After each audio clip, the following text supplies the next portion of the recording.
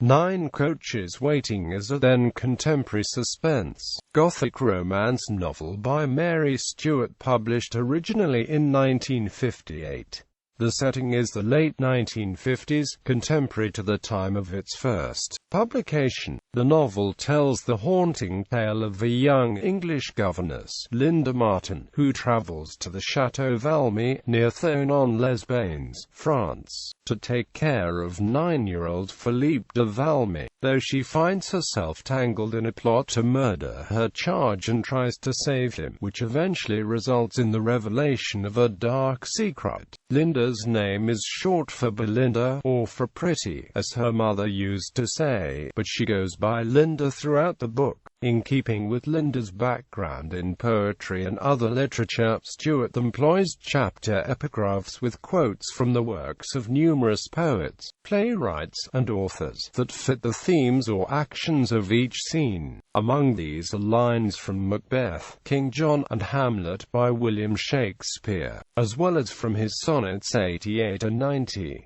Others are from John Milton, Charles Dickens, John Keats, Alfred, Lord Tennyson, Elizabeth Barrett Browning, Robert Browning, John Donne, George Villiers, Duke of Buckingham, William Blake, George Meredith, and John Webster. All epigraphs so much briefer than Cyril Tourneur's lines that had the first chapter and when Stewart derived the book's title. A good example is that from King John that introduces chapter 8, "Thou art more deep damned than Prince Lucifer. There is none yet so ugly a fiend in hell as thou shalt be, if thou didst kill this child." And the final epigraph, "Look you, the stars shine still." John Webster, The Duchess of Malfi's Cinderella is referred to by Linda, as is Jane Eyre, for obvious reasons. Mary Stewart's vast literary knowledge and background is particularly, yet seamlessly, manifest in this book.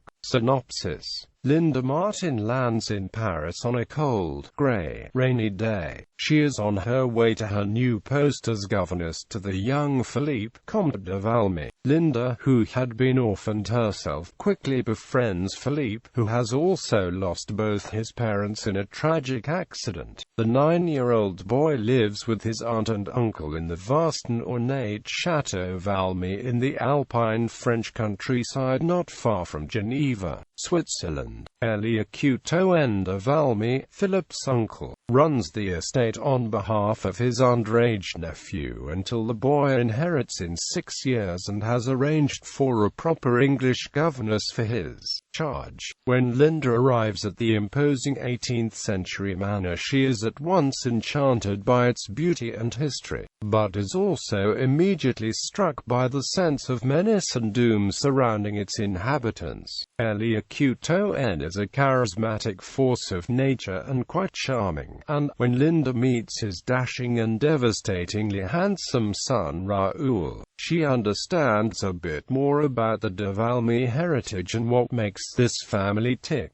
As she becomes closer to Philippe and Raoul, Linda draws ever nearer to putting her finger on the source of the threat, but the layers of danger and darkness run deeper than any of them guessed, and she may not be able to trust those she wants to, no matter how innocent or attractive they may seem. Soon it is up to the shy, young governess to beat the clock in order to save Philippe's life as well as her own. Characters. Linda Martin, the 23-year-old English governess who arrives at the Château Valmy to take care of young Philippe and further his education in English by only speaking to him in that language. At the age of 14, Linda's English father and French mother died in a plane crash out of Paris where Linda was raised, and she spent the next 7 years in a North London orphanage, then 3 years working as a general helper at a boys' prep school in Kent. As a consequence, she understands loneliness, living with it as a constant since her parents' deaths. Brown-haired and grey-eyed, fluent in both English and French, Linda conceals her French background and history because she needs and wants the job badly, and it seems so important to Philippe de Valmy, interviewing her in London, that she be an English girl, lovely without being aware of it, humble and dependable with a good deal of common sense despite having a romantic imagination. Linda is the protagonist and the narrator. Linda's father was a poet and writer who had made poetry a habit with her and taught her that poetry was awfully good material to think with. Quote, "In spite of her relative lack of education, she is intelligent with a retentive memory and a large store of remembered literary lines and verses that come back to her at various, often opportune, times. When the famous French fashion designer Florimond visits the Valmys, Linda is comfortable with his clever, over-sophisticated chatter, which reminds her of her father's drunken verses jamborees that she'd been allowed to attend as a young teen before her parents were killed. At the same time, Linda is also compassionate and able to tease Philippe playfully and relate to him on his level, not only as a preceptress but also as a friend, the only one he has. She quickly becomes very fond of him, and protective in whatever way he needs it, looking after him beyond the line of duty. Château Valmy, the mysterious and seemingly cynical trustee of the opulent 18th century Château Valmy and the extensive Valmy estate, managing it in an obsessive way, ostensibly for his nephew Philippe until the boy inherits at the age of 15. He uses an oiseless motorized wheelchair, having lost the use of his legs when he broke his back in a polo accident 12 years before. He had managed Valmy for his brother Etienne, the Comte de Valmy, from the time of the father's death because Etienne preferred to live in Paris. A big, handsome, powerful man, with a considerable charm of manner when he chooses to use it. He sees himself as Lucifer after the fall, in reference to his crippled state, black-browed and black-eyed with now white hair. He has a reputation for being fierce and incalculable but is well respected by the denizens of the Merlin River Valley. Known as an excellent landlord, he is able to navigate his wheelchair through the Valmy gardens but not through Valmy's steep woods. The forests of Valmy provide timber, one of the chief sources of income for the mountainside estate. De Valmy, Château's second wife, whom he married 16 years before. Slender and elegant with well-coiffed silver hair, she has the kind of beauty that largely outlasts aging, but she is frail and suffers from a heart condition, insomnia, and depression. To most, she is cool and remote in manner. Though much overshadowed by her husband, she is devoted to him, and to no one else. Philippe de Valmy, 9-year-old Philippe is a quiet, lonely little boy, with the typical Valmy coloring of black hair and black eyes. He is pale, thin and small for his age, intelligent but subdued. He seems unlikely to chatter and is very self-controlled, only partly due to breeding. Philippe inherited the Château Valmy and its surrounding estate along with the title of Comte de Valmy and the Paris house at the death of his mother and his father Etienne, the oldest of the three Valmy brothers, in a plane crash the year before. His inheritance won't be officially turned over to him for another 6 years. Till then, he has two trustees, his uncle Château for the Valmy estate and his uncle Hippolyte for the boy himself. Philippe was raised in Paris, but when orphaned lived at the Villa Marais with his uncle Hippolyte, of whom he is very fond. Several months ago, Hippolyte's vocation took him on a scheduled lecture tour to Greece, at which time Philippe went to live at the Château Valmy with his uncle Château and Aunt Eloise. His French nanny, who came with him, was dismissed, and an English governess sought in London. Philippe takes to Linda quickly, and it soon becomes apparent that Philippe is better for having Linda there. Quote, Raoul de Valmy, Château-Valmy's 30-year-old son, who is sophisticated, impulsive and something of an adventurer. Fluent in English as well as French, he has managed Belvine, his father's estate in Provence, with its income deriving from vineyards, since he was 19, an uphill battle since his father takes funds from that estate to spend on Valmy, and Raoul, whose heritage Belvine is as well, must continually fight him on that issue.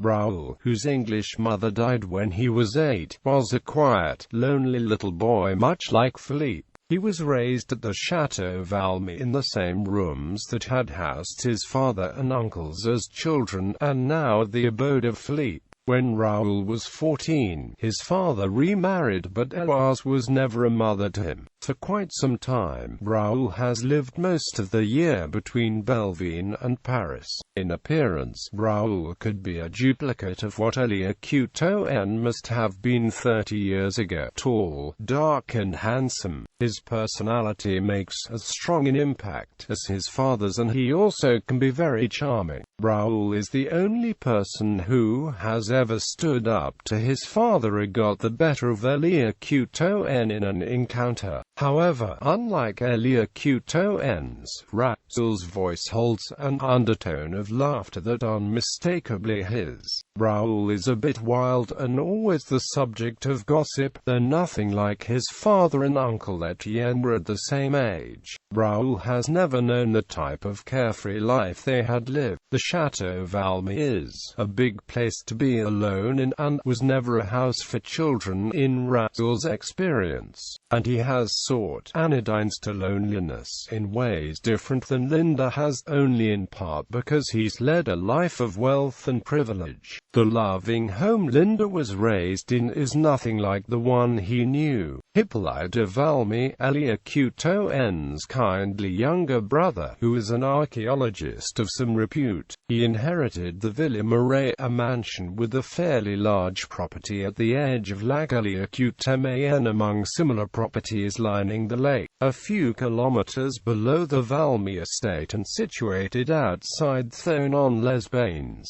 Rather unpredictable, according to his brother Château-Valmy, Hippolyte has generally been away on expeditions or lecture tours, whereas Château-Valmy was made trustee over Valmy. Hippolyte is the trustee of Philippe, who has lived with him at the Villa Marais since the boy's parents were killed. An engagement recently took him to Greece on a lecture tour, scheduled to last until the coming Easter, after which his plans include an excavation near Delphi for some months.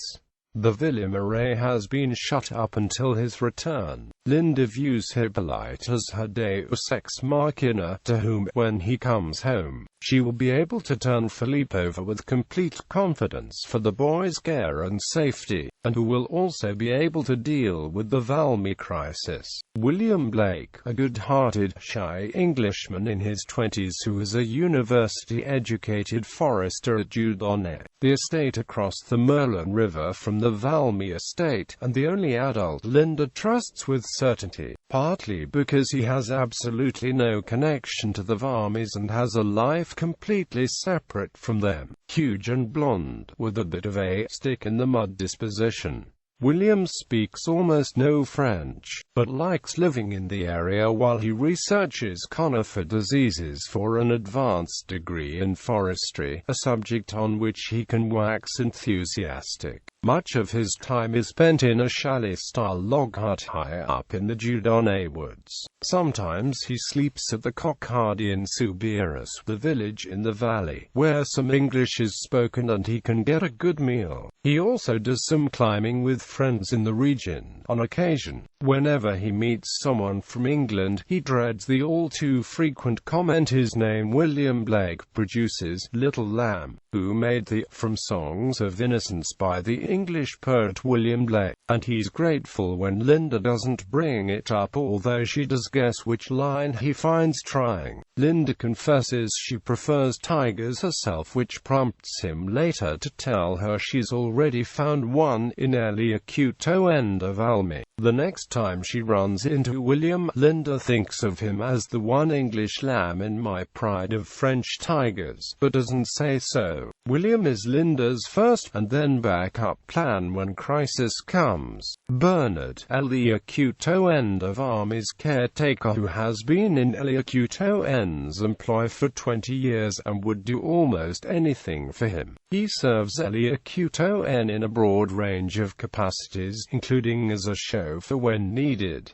He looks as though he never smiles. Albertine was de Valmy's maiden sister to Bernard. Around 45 years old and sallow-faced, she is unfriendly, sour to anyone except Elwes, and dislikes Linda. Both Bernard and Albertine are described as secretive, but they are ever ready to spread rumors. Berthe, the pretty young maid of the nursery, schoolroom area at the Château Valmy, who bonds with Linda. Berthe's family lives in the village and two of her brothers work on the Valmy estate. She and Bernard, Le's caretaker, plan to marry. Mrs. Seddon, Mary Seddon, the English housekeeper at the Château Valmy. She and her husband Arthur came to Valmy 32 years ago with Le's first wife Deborah from Northumberland, England, out of dedication to her. Mrs. Seddon speaks French with a very bad accent and is plagued by asthma, but is good-natured and a source of information for Linda. She and her husband are fond of Philippe, have his welfare sincerely to heart, and are very pleased Linda has come. Seddon, Arthur Seddon, the English butler at the Château Valmy, husband of Mrs. Seddon. Florimond, famous French fashion designer of women's clothing and friend of the Valmys. He designs clothing for Elwes and a great many other wealthy upper-class French women, and is naturally known in London as well. Florimond likes tobacco and chess judiciously mixed, is kind to Philippe, and befriends Linda. He knew Philippe in Paris when he visited Philippe's parents in the years before they were killed. Reviews. 9 coaches waiting at Goodreads.